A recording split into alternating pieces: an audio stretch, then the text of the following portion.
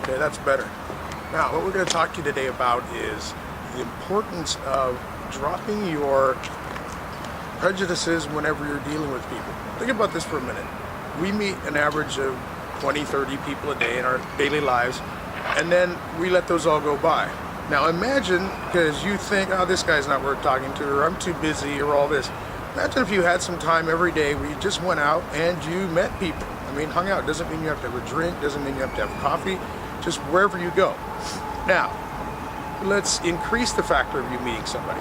Let's say you drop all the prejudices against people you currently have, all of them, we all have them, and then let's say you employ those to go ahead and talk to people that you normally wouldn't.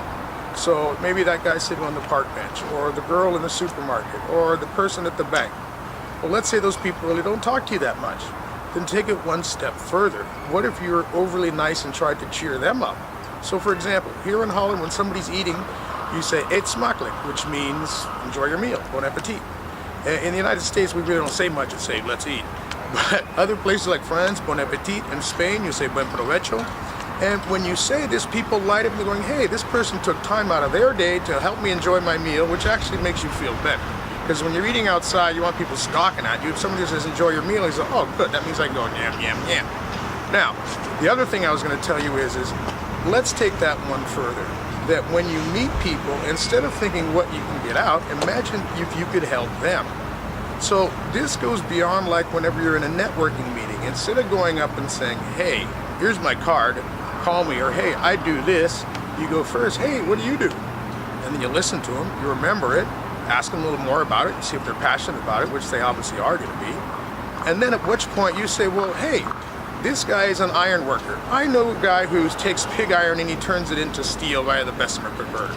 I should hook this guy up with this guy, put these two guys together. Then finally, on top of that is, let's say somebody else comes up to you and says, hey, I really need this. I need a guy who can produce me large amounts of scrap iron. You think, aha, the guy I just met, call him up, hey, guess what? I have this other guy needs scrap iron for you, you're gonna make it. So what you're going out of your way to do is try and help other people in a way that you'd like to be helped. And on top of that, helping people network ahead of actually meeting them.